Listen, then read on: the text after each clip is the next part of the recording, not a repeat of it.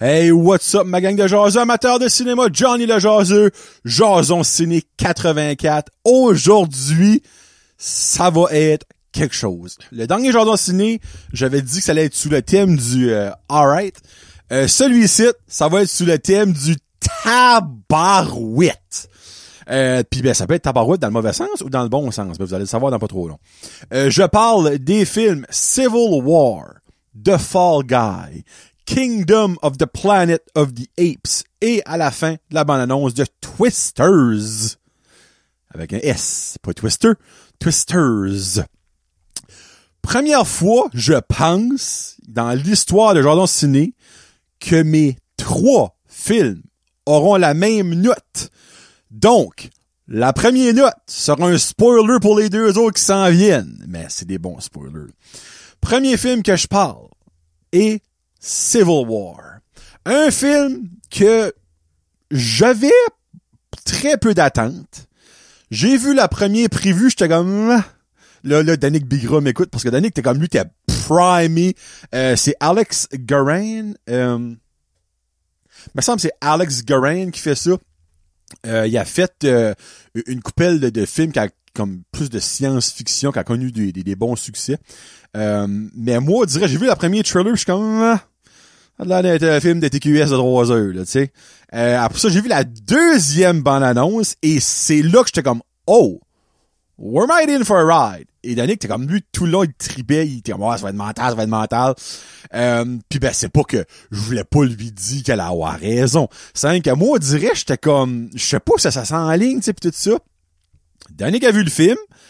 Lui, il a trippé tight. C'est son deuxième film préféré de l'année après Dune Part 2. Obviously que ça va être très dur à battre. Puis ben, il a dit, je pourrais comprendre pourquoi est-ce que t'aimerais pas ça. Il dit, parce que c'est un genre, il dit, c'est pas genre expendable action pack d'un bout à l'autre. Il y a beaucoup d'histoires pis tout ça. J'ai été le voir et j'ai capoté. Donc, je lui donne un 4.5 jaseux sur 5. Ce qui dit que les 2 autres films après vont avoir la même note. Donc, on parle d'un gros genre ciné. Civil War. C'est basically, ça suit des photographes de guerre dans une guerre civile c'est une guerre fake, là. Fake, qui pourrait arriver un jour. Une guerre civile aux États-Unis. Ils suivent la faction rebelle, qui essaye de se rendre dans la faction, dans le fond, les rebelles. Je vais pas bouger de faction. Les rebelles qui essayent de se rendre à la Maison-Blanche pour tuer le président. Basically, on sait pas durant le film si qu'ils suivons le bon côté ou le mauvais côté. Tu sais, on sait pas si que le président est on the good side ou on the bad side. On sait pas si eux autres veulent le tuer pour des bonnes raisons ou des mauvaises raisons. Tu sais, dans le fond, comme on sait que c'est les rebelles, donc qui dit rebelle dit pas automatiquement méchant. Des fois, les rebelles peuvent se rebeller contre quelque chose qui est mauvais. Donc ça c'est des petites... C'est pas une twist, là. Ben, un des petits moments que tu te poses des questions durant le film, puis à la fin, tu sais la réponse. Il y a pas de stress, là. Kristen Dunst, qui est l'actrice principale là-dedans, est super. Aussi, Wagner Moura, qui est son sidekick là-dedans, est vraiment, vraiment bon. J'avais déjà vu ce gars-là avant, mais on dirait ça me revenait juste pas. Mais il est connu, là. Il a déjà fait de quoi, mais comme on dirait, j'ai oublié de faire exprès, mais je l'avais déjà vu avant, mais je pouvais juste pas le placer. Clairement, il avait pas un rôle principal d'un film. Il avait vraiment un rôle secondaire ou même tertiaire. Puis il y a aussi la personnage de la jeune Kaylee Spaney, que moi, j'ai adoré. So basically, t'as Kirsten Dunst qui c'est la couche en salle, il y a elle et il y a Moura. Ils sont mentales. Les scènes d'action, c'est retardé. Comme, il n'y a pas énormément. Il y en a juste assez. Juste assez pour que le cœur te palpite, tu relaxes, il y a du développement, il y a du side thing qui se passe pour n'avoir un autre. C'est pas du action pack de A à Z. Je vous le dis tout de suite. Si vous allez plus pour ça, vous allez être déçus. Mais moi, Danick m'avait prévenu et je m'attendais à ça, tu sais, là. Mais, malgré ce que Danick m'a dit, j'ai trouvé qu'il y en a eu plus que dans ma tête, j'expectais sur Wish, qui est une Christie de bonne affaire, là. Il y a plusieurs scènes qui est pas facile à garder. C'est pas un film pour enfants. C'est pas un film pour cœur sensible. C'est pas un film pour le monde qui sont offensés par n'importe... Tu pètes pis c'est comme... On va faire une peinte. Non, c'est pas ça, là. Il y a des scènes qui est vraiment dégueulasse et ça nous prouve à quel point que si ça arrive un jour, oui, que la guerre a déjà arrivé, on s'entend, là. Mais moi, je parle d'une guerre civile entre nous autres, là, tu sais. Ça sera pas beau, là. Et ça sera pas le fun. Mais ça nous démontre que ça pourra ressembler, puis c'est pas trippant à voir, honnêtement. Le score, la musique, parfaite. Rien dit. Obviously, là-dedans, t'as pas Dancing Queen de ABBA, là. On s'entend, là. C'est quand même de la musique pour les moments présents. Il y a une scène, il y a souvent des scènes de caméra sans son. Et les scènes de caméra, les scènes de film sans son, sont associées parce que c'est des photographes de guerre. OK? Photographes de guerre, pour faire des photos, ça le dit, tu sais. Mais quand que eux autres suivent l'action, ils prennent des photos. Kirsten Dunst prend des photos, c'est la vieille pionnière photographe de guerre. Et t'as Kaylee, Kaylee? Ouais, Kaylee, qui est la nouvelle. Tu sais, Kirsten Dunst, ils la mettons comme quoi qu'elle prend des photos en noir et blanc parce qu'elle a plus une vieille caméra. Donc, quand il y a les silence radio, tu vois la scène qui a été posée en noir et blanc. Et vice-versa, quand c'est Kaylee, c'est même chose, silence radio, mais les photos sont en couleur. Le son, ça peut être comme c'est des coupures, c'est tellement bien pensé. Comment c'était fait? Moi, j'ai trippé sur ces moments-là. Il y a aussi, by the way, Jesse Plemons, qui est l'homme en vraie vie à Kirsten Dunst. Il y a une scène dans le film. Quand même une bonne scène de, on va dire 5 minutes, là. Peut-être plus que ça, là. Malade. Pis c'était enough. Ça fait peur. Ça fait penser. C'est pas le fun à regarder, mais c'était retardé. Puis I guess que la rumeur est que c'était même pas lui qui était censé faire ça. Il a été appelé, je pense, la journée avant pour aller. Il a lu son texte, il a fait de la scène, puis c'est une des scènes les plus mémorables dans tout le film, souvent à moi, c'est mental, là. Au début, c'est un petit, c'est le seul comme hic que je peux dire, c'est que le premier acte, le début du film est vraiment slow. Il y a beaucoup de développement de caractère, mais fallait le faire. Mais c'est sûr qu'avant que t'embarques dedans, ça prend un petit bout. C'est le seul négatif que je peux dire sur le film. Puis encore là, le film n'est pas parfait, là. Tu sais, comme on s'entend, le film mérite pas un 5 sur 5 selon moi, là. Mais un 4.5, c'est fort, OK?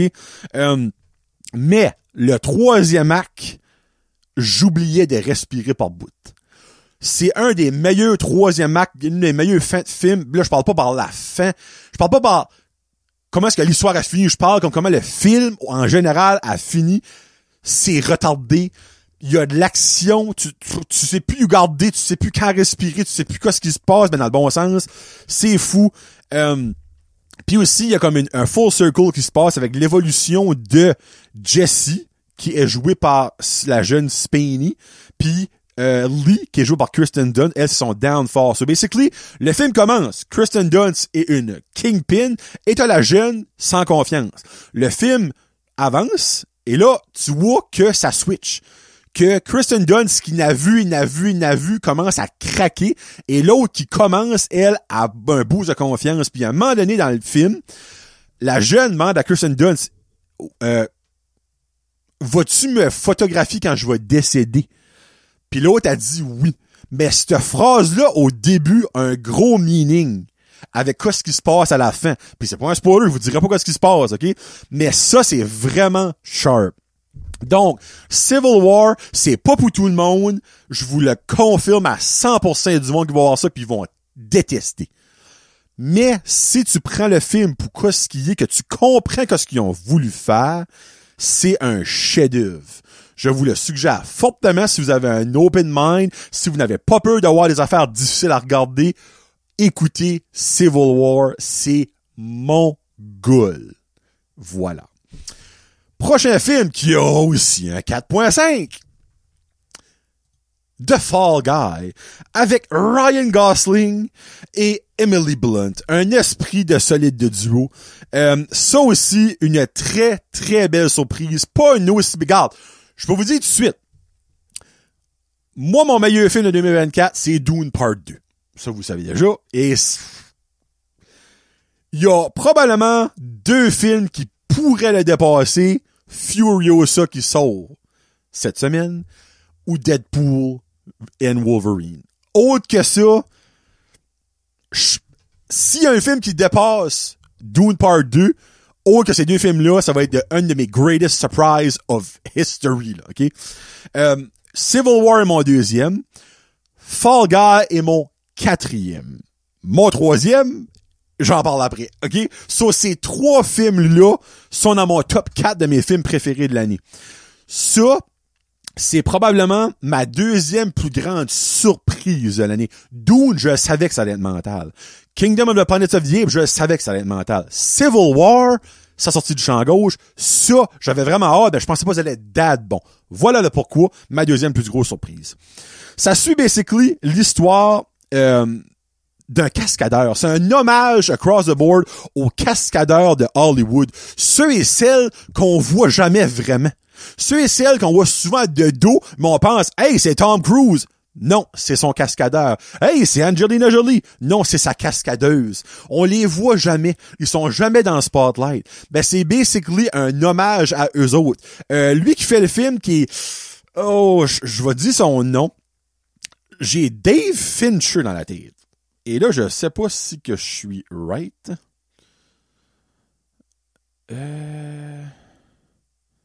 David Leitch, excusez-moi, est un ancien cascadeur. Donc, c'est vraiment une lettre d'amour aux cascadeurs et cascadeuses de Hollywood. Le début, le premier comme 15-20 minutes, j'étais pas sûr que j'embarquais dans quoi ce que je pensais que j'allais embarquer dedans. Puis c'est drôle parce que je parle souvent de Danick sur les genres de cinéma, mais c'est parce qu'on se parle tout un de films, on écoute tous les mêmes films ensemble, tu sais. Puis Danick, les trois films que j'ai vus, on a les trois mêmes opinions, il a donné les trois mêmes notes. Donc c'est juste comique, tu sais. Danick nous a dit la même chose, il dit, le premier comme 15 minutes, je dirais, j'étais comme OK, c'est pas ça que je pensais. Mais finalement, après, on va dire 20 minutes dans le film, là, ça kick in, pis c'est là que t'es comme, I'm in for a ride and let's friggin' go. Ryan Gosling pis Emily Blunt sont parfaites. Basically, Ryan Gosling joue le cascadeur. Et le cascadeur l'acteur qui joue le cascadeur c'est Aaron Taylor Johnson, qu'on voit dans le film, qui lui aussi, on voit pas beaucoup, mais il est bon dans ce qu'il fait. Emily Blunt, c'est une nouvelle réalisatrice qui commence, puis ben, au début de la carrière de cascadeur, de Ryan Gosling, ils avions une connexion amoureuse. Lui, il y a un accident du travail qui est arrivé et il a disparu, je pense, pour 5 ans. Incluant disparaître de sa vie à elle. Pour finalement, il y a une petite call, puis comment t'aimerais-tu retourner travailler, patata, puis il décide d'aller. Et c'est turn out que c'est elle qui produisait le film, mais elle n'était pas au courant que lui s'en venait. Anyway, histoire d'amour qui embarque là-dedans, super drôle. Les scènes d'action, les scènes de combat sont épiques parce que c'est tout fait en vrai. Le CGI et le green screen dans ce film-là, il y en a un peu. Puis quand je dis un peu, c'est très peu. Tout est practical effect, tout est vrai. Il y a des scènes, il y a même une scène comme que je suis comme, ben ça, c'en est une qui est faite sur un green screen. Non, asti, parce qu'on voit le making of à la fin pis on la voit vrai. Il se garoche en bas d'un hélicoptère de je sais pas combien, de dizaines, c'est pas des centaines de pieds. Ça a vraiment été fait en vraie vie par des vrais cascadeurs. Turn out qu'il y a les vrais cascadeurs qui ont été dans ce film-là aussi. Mais c'est un gros hommage across the board. La musique est tellement awesome pour ce que c'est, à des moments parfaits. Pis ça, c'est des musiques, tu sais, connues, là, tu sais, parce que veux pas, dans la bande-annonce, il y a You Give Love a Bad Name, mais durant tout le film, il y a plein de différentes versions de You Give Love a Bad Name, de Bon Jovi. L'histoire, c'est pas mal straightforward, il y a pas de surprise trop, c'est une des petites raisons pourquoi il y a un petit point 5 décolle de Lul. Il y a une twist à la fin. Danick l'a pas vu venir, moi j'avais vu venir. Tu sais, comme, c'est correct, mais moi, ça m'a pas enlevé de mon amour du film de l'avoir vu venir. J'étais pas surpris, là. Tu sais, j'étais pas comme, what? J'avais comme un petit feeling que ça s'en venait, mais tu sais, c'est pas une histoire complexe à la Dune, là, tu sais, dans le fond, il y a ça. Puis à la fin, il y a une mid-credit scene qui a un extrêmement beau clin d'œil, wink wink, à l'émission de Fall Guy, qui était une émission des années probablement 70, peut-être 60 ou 80, en tout cas, des vieilles années. Je vous dirais pas pourquoi, mais vous pouvez peut-être faire un peu ça ensemble, c'est un bel hommage à eux autres. Et on a un caméo dans à la fin, que ça, j'ai pas vu ça venir. Un caméo d'un acteur très connu de l'univers de Hollywood, qu'il y a une mention de à quelque part dans le film, mais que ça reste juste là, mais que turn out à la fin du film, il est vraiment là dedans. Moi, ça m'a fait rire. Il y a des estiques de bonnes jokes là-dedans. Pour vrai, vous allez rire. Il y a comme un petit mystery, belle histoire d'amour. Les scènes d'action, comme je dis, sont mentales. La musique est mentale. Donc, c'est un blockbuster movie. Le premier comme vrai blockbuster movie de la saison des blockbusters. Puis mais malheureusement, ça a comme pas fait beaucoup d'argent au box-office, c'est un petit peu triste.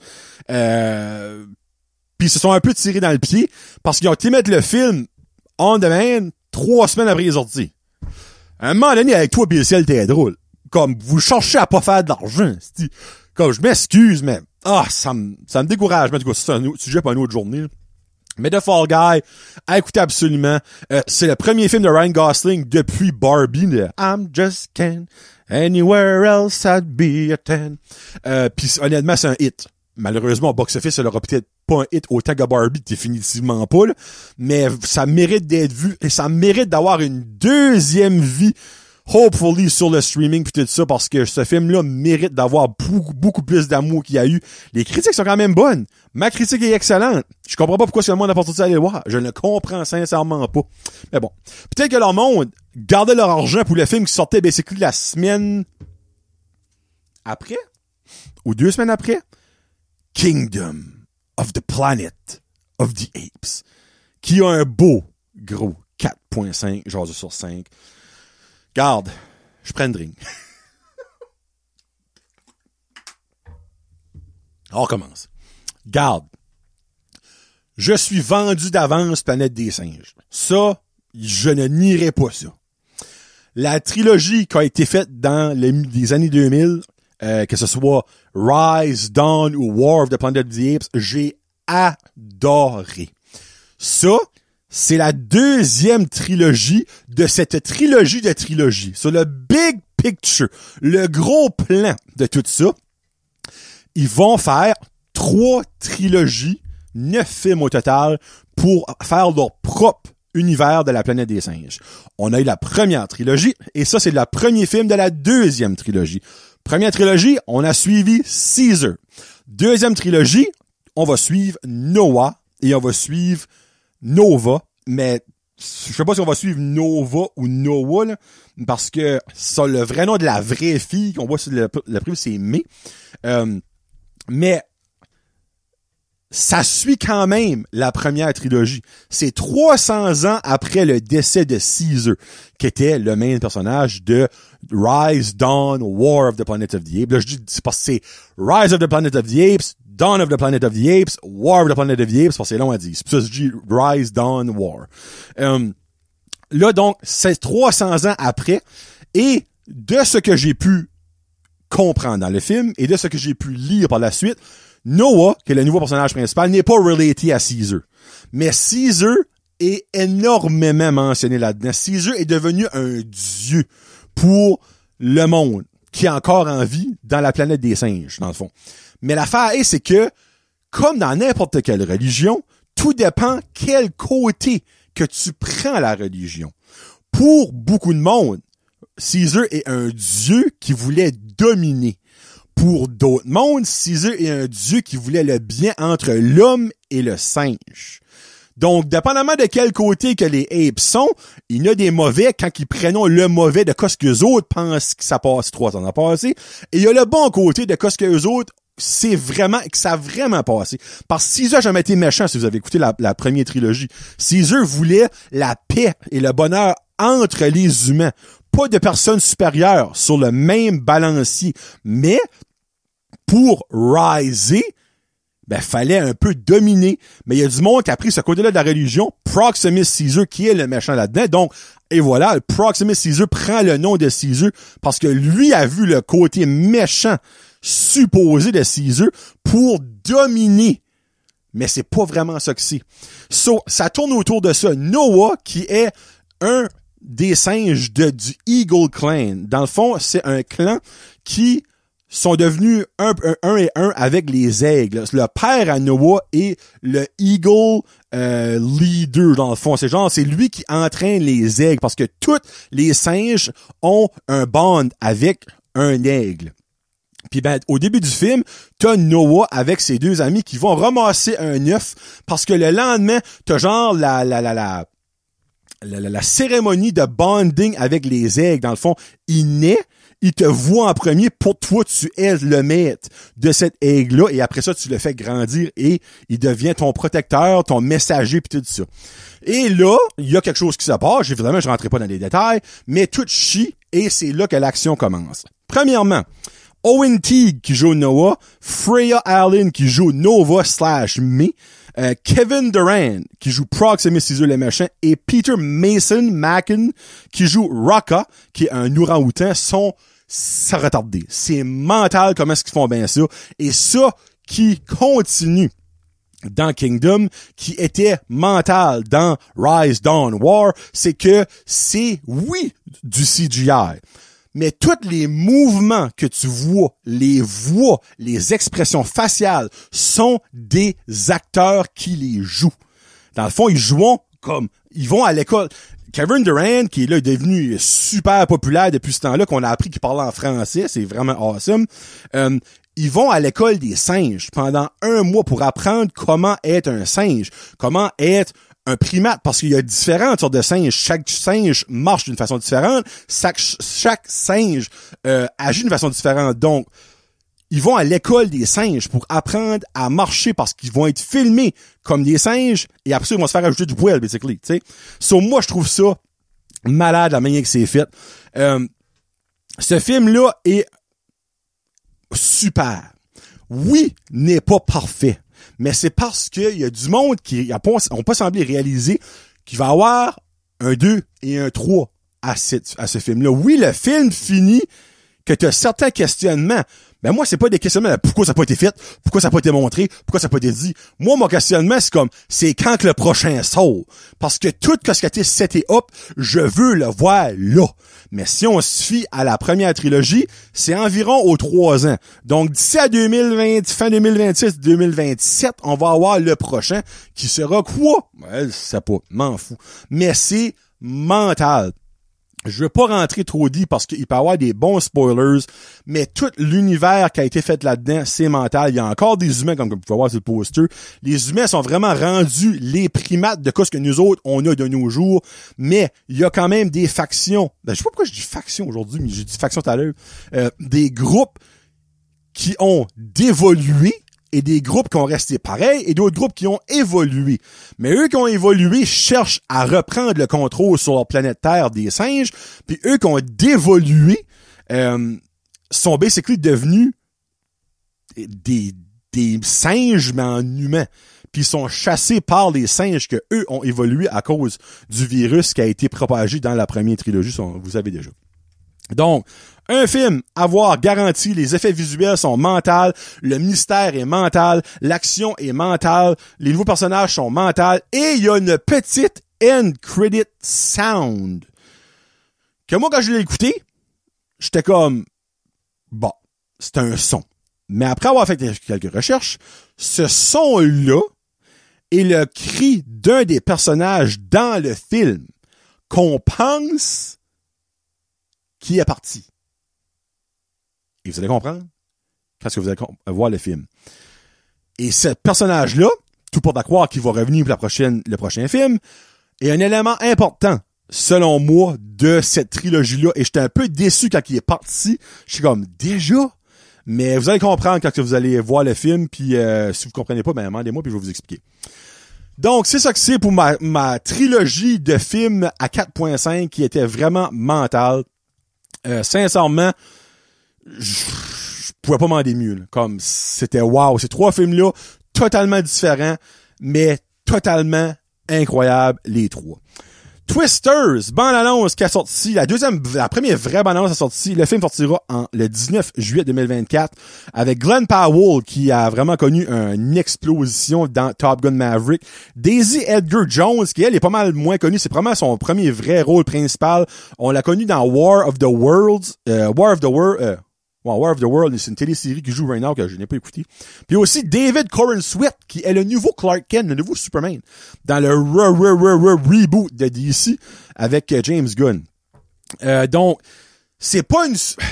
Et disons que c'est pas une suite aux Twisters original, mais utilisons une technologie qui a été développée dans le Twisters original. Donc, sans avoir les personnages qui vont retourner peut-être, parce que là, il n'y a pas rien de confirmé, rien.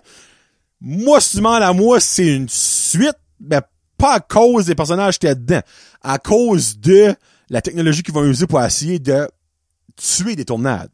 Ça a de l'air retardé. La majorité des effets spéciaux ont de l'air mental. Il y a 2 moments dans le thriller que je suis comme, oh! J'espère que la majorité du film ne garde pas de même parce que ça va être crap-ass à la Sharknado. Mais ça se peut que ces 2 moments-là, sont même pas dans le film parce que souvent, les moments dans les prévus sont même pas dans les films. Et 2, ça se peut que ça a été embelli depuis ce temps-là, depuis qu'ils ont fait le thriller. Donc, j'ai hâte de voir. Ça risque d'être une autre très belle surprise cette année, comme ça risque d'être une déception parce que j'ai freaking hâte de le voir. Donc, le 19 juillet, Twisters sortira au cinéma. Ça fait que c'est ça que c'est pour Jason Ciné 84. Le prochain Jason Ciné 85, je peux déjà vous garantir qu'il va y avoir Furiosa dedans. Très, très, très hâte de voir ça. Et d'autres films, parce que la saison des blockbusters a commencé.